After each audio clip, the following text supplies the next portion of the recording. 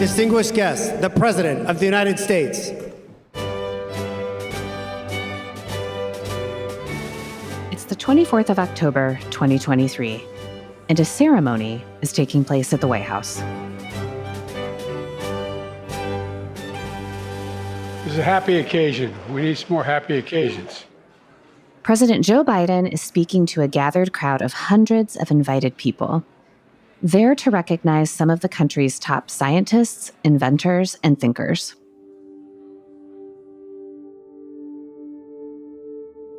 The National Medal of Technology and Innovation for outstanding contributions to the promotion of technology for the improvement of the economic, environmental, and social well-being of the United States. With this year's recipients, outstanding may be an understatement. They're extraordinary. There are 10 individuals receiving the Technology and Innovation Medal, the culmination of their long careers of success and determination. One of them, Dr. Rory Cooper, sits in his wheelchair in the front row. A one-time Army officer, he spent the last 4 decades improving the lives of veterans and the disabled. Each recipient takes their turn on stage to receive their medal, and then the military aide calls out. Rory Cooper. Dr. Cooper wheels himself to the stage. President Biden salutes him and shakes his hand.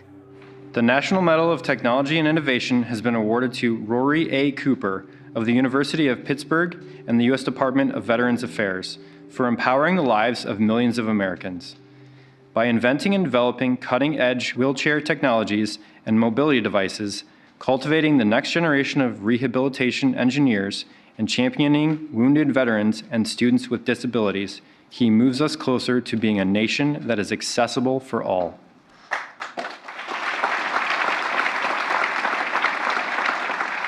The crowd applauds as President Biden places the distinguished medal around Dr. Cooper's neck. It's a powerful moment for him, his family, and everyone gathered.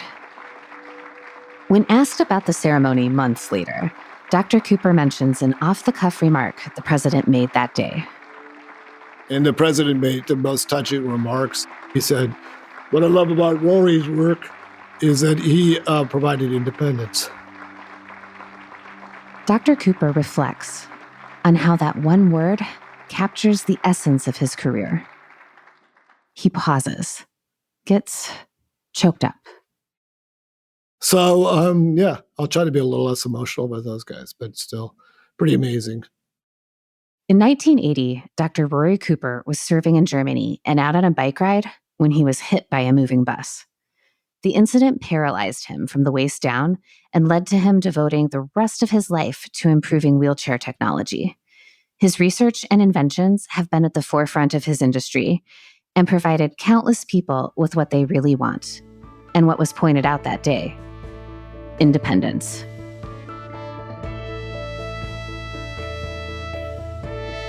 In today's episode, our hosts sit down with Dr. Cooper to discuss his lifetime on the cutting edge of technology, how the Army influenced his career and outlook, and what it feels like to have your face on a Cheerios box. I'm Carrie Varo-Heikes, and this is Army Matters.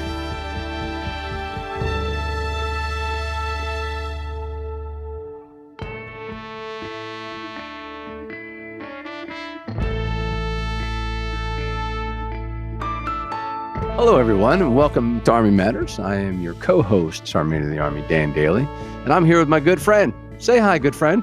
Hey, Dan. Lieutenant General retired Leslie Smith. Hey, let me ask you something. Yes. If you could win a medal in something, what would it be? Now, you got lots of medals already. I've seen your uniform. Some of our listeners probably have. All those came from Walmart. We buy them online and everything else. If I could win not a medal, military. Not military. If I could win a medal in something, yeah. What would it be? I think I would want to win a medal as a fishing champion. The Bass Pro Shop, Bass Masters. I would love to be the Bass Master of the Year, the Angler of the Year. I would have never thought that. Why? You just totally blew me away. Huh? Why? I didn't know you were a fisherman guy. I love fishing. Huh? Yeah? Yeah, the more you find out, remember I told you where I live, what was the requirement? In between fishing and playing golf. Yeah. So you want to win the Bassmaster Classic? Of course, I would have to fish a whole lot more and get sponsors and all that other good stuff. Yeah. But as a kid, I did win a medal fishing. How about you? What would you like to win a medal in? Me? Yeah. I want an Olympic gold medal. And That's what? I want. Curling. Okay, that's a good one. That's a very good one. You know why? Yes. You want to know why? Because I think that you could literally drink a beer and win a gold medal in that sport. I agree. It may calm you down. Yeah, it's not that. I don't have to keep up my physical physique to be a curler. Right. Now, our curler listeners will probably not appreciate they're not that, happy with us. They're not happy with that. No. Okay, let's just say for some crazy reason, you actually do become the Bassmaster champion of the world, right? Would you want your picture on a cereal box or on a trading card? I would love to be on the cover of the Wheaties, the Wheaties thing. Like the Wheaties box? Yeah, Wheaties box. Yeah, that would be cool. That could be on the front cover of the Wheaties. With your fishing pole and your with about two big bass hanging like this, like, yeah, baby. I could see it. Yeah. I'm going to go for the trading card. Okay. You know what I'm saying? Could you imagine me with my curling Olympic gold medal on a trading card and kids all over the country? So would you have the curling little jobby thing, the long pole in your hand? Broom. I'm not the thrower. I'm the broomer guy. Oh, you're the sweeper. Yeah, they call them the sweepers. Yeah. I don't know what the term is. But, they're called sweepers. I did some research on it before. So the reason why we're talking about this today is because we have an incredible guest and a good personal friend of mine for several years, Dr. Rory Cooper. He's been an inspiration to me ever since the very first day I met him. Les, have you ever met Dr. Cooper? Yes, I have. Good guy. Seems like every place I go, he's there. I don't think knows there's everybody. Anybody that doesn't know Dr. Cooper. Exactly. I mean, I've seen him with the president. I've seen him with the SMAs. I've seen him everywhere. So let's listen to the interview. And I'm the big winner in this one because I get to co-host with LaSherryn today. Hey, everybody. We got to step up. That's right, sir. Glad to be here. Well, LaSherryn, we've got a really interesting guest, don't we? Hey, let's not wait. Let's get into it, sir. Absolutely. Well, ladies and gentlemen, I'd like to introduce our guest today. Dr. Cooper, welcome to the show. Well, thank you, Dan. It's a pleasure to be here. We are so excited to have you on the show. But, I'd like to start off by something recently just happened in your life. And this is a really big deal. You received the National Medal of Technology and Innovation, and you were inducted into the National Inventors Hall of Fame. Can you tell our listeners, what is that all about? The National Medal of Technology and Innovation is basically the American equivalent of a Nobel Prize. Actually, a little less common than Nobel Prizes, oddly enough. And then the National Inventors Hall of Fame, just to put that in context, the first member of the National Inventors Hall of Fame was Thomas Edison. Some of the other members of the National Inventors Hall of Fame, of course, include like Nikola Tesla, George Washington Carver, Steve Wozniak, some amazing people. Really cool. All the way from the inventor of the Post-it note and the Super Soaker to the inventors of CRISPR, the gene editing tool, and the COVID-19 vaccine. Actually, in my class alone was the inventing of the software, the electronic voting machines that many of us use in elections, as well as the inventor of the 3D printing. Oh, wow. Well, I was going to make a joke. Man, you can't just invent the Post-it note and get in there. But I guess the guy that invented the Post-it note is in there, isn't he? He is. Wow. So, Dr. Cooper, could you tell our audience a little bit about why you were recommended for the National Medal of Technology and the National Hall of Fame? Oh, that's a good question.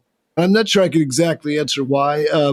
But what I was recognized for was creating technology that, as the president said, provided freedom for people with disabilities, with a focus on our wounded warrior and veteran community, and by extension, all Americans with disabilities, and people globally.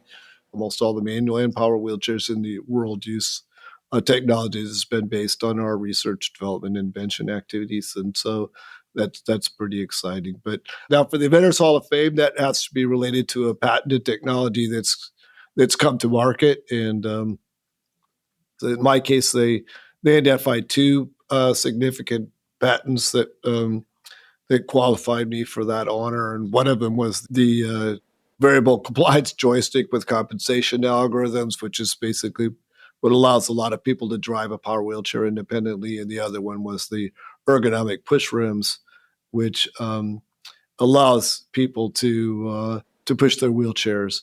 But the interesting thing is what they found in common with both of us was freedom. With power wheelchairs was freedom of mobility, and with manual wheelchairs was freedom from pain. Yeah, those are well-deserved, by the way. Dr. Cooper, I got to ask you, they do a lot of research on folks before they give them these types of honors because they're pretty significant, as you heard. What was it like to go through the background investigation process, and can you share that for us, Dr. Cooper? You're probably pretty familiar with that, but become the SMA, I imagine they go through a pretty thorough background check as well. And so it's a multi-year process, right, where you get peer reviewed, you have multiple legal reviews, then eventually the FBI gets involved and does sort of a brief background check. And then if you're actually going to get the award, a more in-depth background check. And so, they know pretty much everything there is to know about me at this point. Can make sure you didn't bump off any 7-Elevens or something, right? So my life is actually, fortunately for me, my life's pretty simple. I would challenge that. Your life is nowhere near simple. Man, it certainly helps. Been married to the same woman for over 40 years, lived in the same house for 30 years, and had the same job for about 30 years. When you do those background checks, you're not trying to remember, where did I live, 7 years ago types of thing. And my finances are pretty simple. I don't have any, so yeah. Well, I can relate as a career soldier. I can relate, Dr. Cooper. LaSherryn, over to you. Dr. Cooper, you're an award-winning inventor and bioengineer, but I also hear you're an Eagle Scout, and then you joined the Army. What drew you to service? So, I signed up for a number of reasons. I lived in a small town, and we didn't have a lot of resources, and so it was an opportunity to go to college, and it was also an opportunity to get out of a small town and see some of the rest of the world while I was still, young, and there wasn't really any other opportunity for me at that time.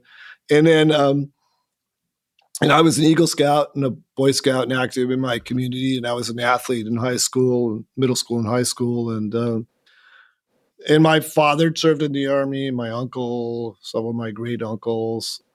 So I signed up. I was able to get the Vietnam era GI Bill.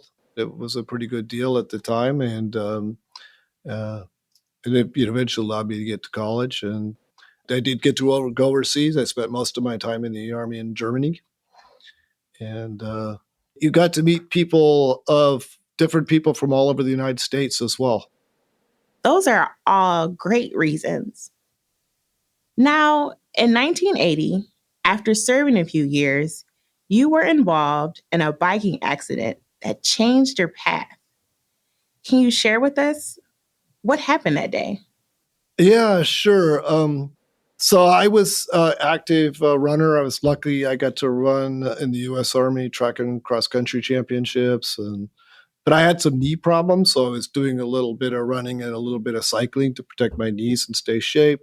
And so my girlfriend at the time, now my wife, we would ride to her work together, and then I would do a bike ride. There was a bus kind of in one of these sort of cutouts on the side of the road where the buses would pull over and drop passengers off. And I was passing that bus. The driver didn't see me. He didn't clear the left and didn't see me there and pull out into traffic. And he basically pushed me into the oncoming lane. And unfortunately, there was one of these Mercedes semi trucks that was coming in the opposite direction, and it basically it hit me head on, and I bounced off the ground, and I was laying there on the ground, and I was still conscious, and I tried to get up, and I realized I couldn't walk, and then I lay there for a few minutes, and an ambulance arrived, and they then took me to hospital. That hospital, they didn't have the resources to take care of me, and they actually thought I'd passed away. But when they checked to have the physician come to make the final check, I gained consciousness, and they kind of went into full panic mode. And called in a medevac helicopter and had me taken to a level 1 trauma center a few miles away. They actually wound up publishing my obituary in the local newspaper. My mistake, obviously. I had multiple broken ribs and clavicle, and I did wind up with a spinal cord injury and permanent paralysis, and lots and lots of little holes in my chest and abdomen, because that's how we did most of the surgery. That is quite a story, and we're so thankful to have you with us. What would you say helped you through that process following your surgeries? A lot of things, you having that support of your friends and family. My mother and my sister came out and spent some time there. Rosie, she was my girlfriend at the time, and I was an E4 when she met, or a young specialist, and she helped me get promoted to sergeant, and just help me polish off some of the rough edges, make you look a little sharper, study a little bit more. But one of the things I remember was just, I was a civil affairs NCO for General Clarence McKnight. And he actually came into my hospital room and said, "Don't give up on your dreams. You need to go to college. You need to go become an engineer." He was an electrical engineer, and said, "Go out, become an engineer, and you could still do great things for the world."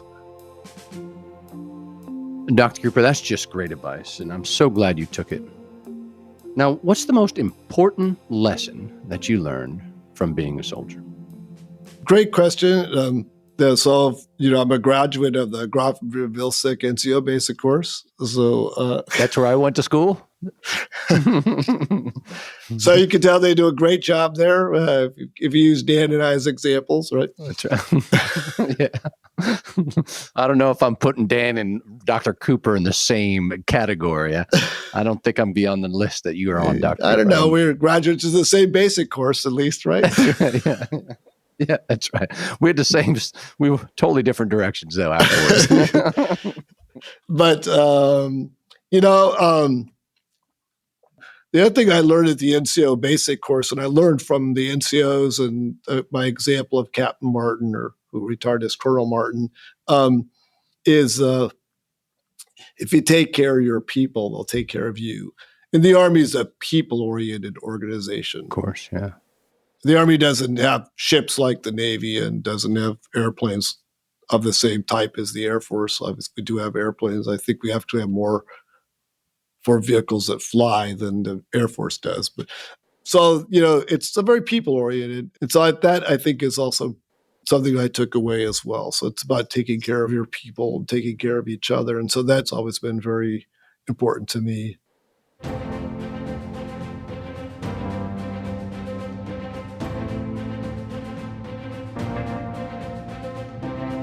Have you purchased your AUSA swag yet? Be proud to show your support for AUSA, which in turn shows your support for the U.S. Army and our soldiers. Check out all AUSA swag at shop.ausa.org.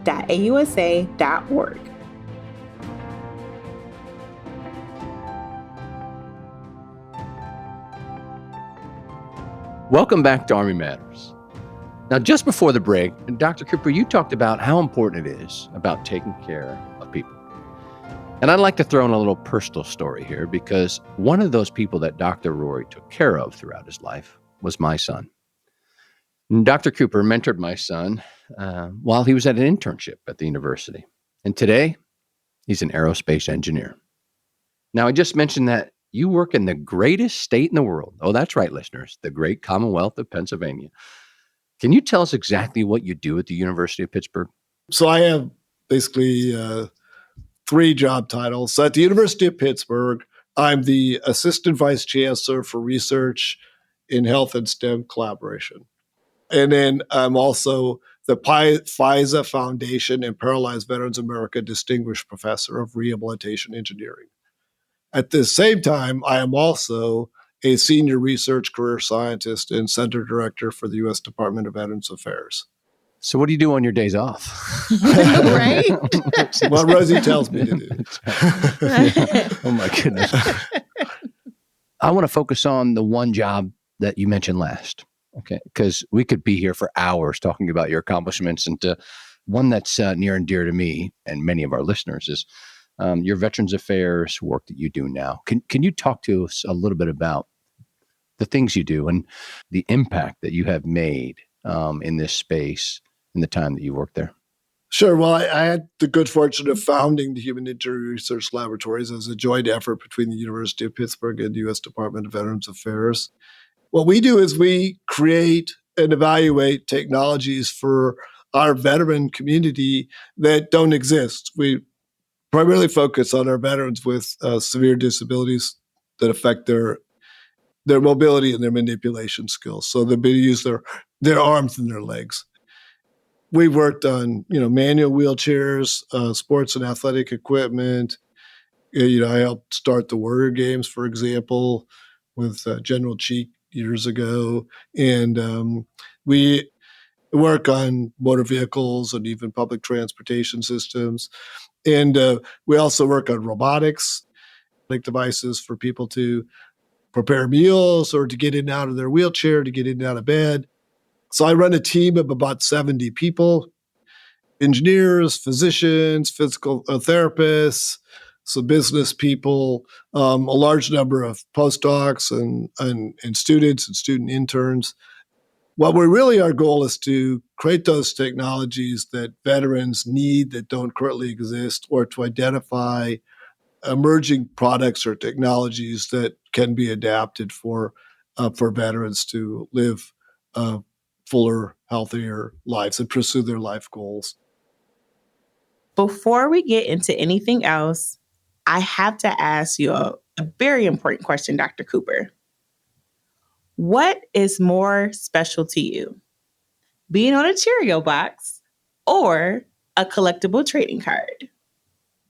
Great question. When the Cheerios box happened, that was a lot of fun. We got to go to the meeting of the folks that run all the PXs and all the VA canteen stores, and that was a lot of fun. And I have to tell you a little funny story about that. When at the end, they gave us like a little box and said, you can go around and just go to the vendor booths and just whatever you want, throw in the box and we'll mail it to you. And I said, one of the soldiers that I mentored, it was a student of mine, is deployed to Iraq. I'd rather not have a box, but I'd like to have my box shipped to him in Iraq. And they said, in that case, Dr. Cooper, just take everything you want. We'll ship it.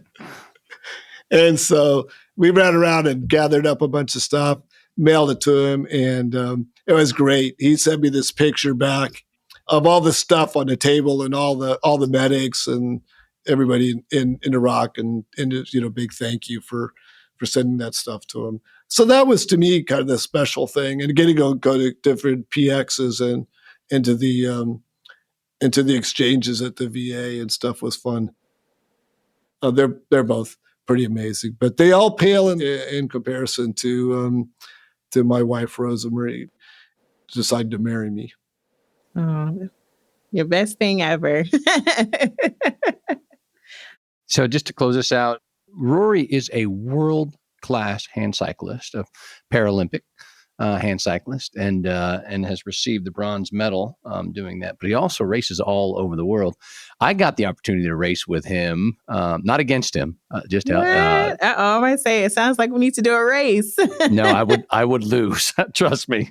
He is actually world-class hand cyclist. But I got to race with him as an escort on my bike while he did the Pittsburgh Marathon. So that was awesome. But tell us a little bit about that journey, Rory, about what you found in hand cycling, why you do it. It keeps me in shape, helps keep me alive. It keeps me positive. It's something I do with other people. Rosie rides her bike with me pretty often when we train. And I do think it's important to find sort of healthy physical activity to do and try to maintain that over a lifetime. It's, help keep my body weight down and like the SMA, stay fit and get out there. Yeah. Of course it's just kind of fun to be over 60 and still be able to to be in there hanging in the draft of somebody who's in their 20s. It's even more fun when every once in a while you hear the young guys sort of handing out the medals before the race starts. But it's really just about being fit and mentoring other people's and trying to demonstrate what a healthy lifestyle can do. That's amazing. If I think in all the people we've had on this show, many of which had challenges in life, but being able to overcome challenges and then use that to excel your path to a career that is so diverse and so broad and so accomplished, it's absolutely amazing. We have touched about 1/100th of Dr. Cooper's story. Trust me, because I know him personally. And I just want to thank you, Dr. Cooper, for all you do, for all you continue to do for our veterans, for being a shining example of a U.S. Army former soldier and a soldier for life. And I'm just proud to be around you and know you and having you on the show today. Thank you. Oh, thank you, Dan. I'm proud to call you my friend. Yes, amazing, an outstanding person. And his wife, Holly, as well. He like me, is lucky. Married. He begged her to marry him. Way up. Yeah. Well, thanks for joining us, Dr. Cooper. Thank you. In today's episode, Dr. Rory Cooper discussed the importance of mentorship and taking care of people that work with you. In today's shout out, we received not a voice message, but rather an email from a member of the Army Medical Corps, Captain Ezra B.U. Major Kelly Chahonis is the director of the Internal Medicine Residency Program at William Beaumont Army Medical Center at Fort Bliss, Texas. Last year, I was selected for a spot at this residency program. Although I came in with some concerns about my ability to perform, I was able to progress appropriately.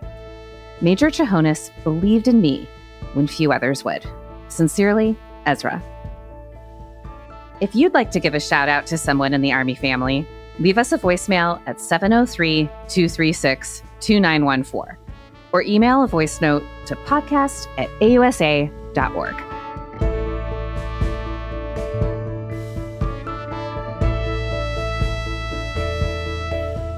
To all our listeners, thanks for joining us. Army Matters is brought to you by the Association of the United States Army, the U.S. Army's professional association, member-supported, Army-connected. Visit us at ausa.org for more information or to become a member. Your membership helps AUSA continue to carry out its mission, educate, inform, and connect with the total Army, our industry partners, and supporters of a strong national defense. Today's episode was hosted by Lieutenant General Retired Les Smith and SMA Retired Dan Dailey, and anchor hosted by Carrie Barrow-Heckes. Anthony Del Call is the producer and writer, and Andy Bosnack is the supervising sound editor. Ellen Toner is the content editor. Unzinga Curry is the executive producer, and the senior producers are Carrie Barrow-Heckes and LaSherryn Duncan. Be sure to subscribe to Army Matters wherever you get your podcasts, and please leave a review. As you know, we love seeing stars in the Army, especially if it comes in the form of a 5-star review. AUSA's Army Matters podcast can also be heard on Reach Across America Radio on Monday at 8 p.m. Eastern, on the iHeartRadio app, the Odyssey app, and the TuneIn app with the search of the word Reef. AUSA's Army Matters podcast primary purpose is to entertain. The podcast does not constitute advice or services. While guests are invited to listen, listeners, please note that you're not being provided professional advice from the podcast or the guest. The views and opinions of our guests do not necessarily reflect the views of AUSA. For questions or to provide topic recommendations, email us at podcast@ausa.org. I'm LaSherryn Duncan. Hope you have a great Army Day. Hooah!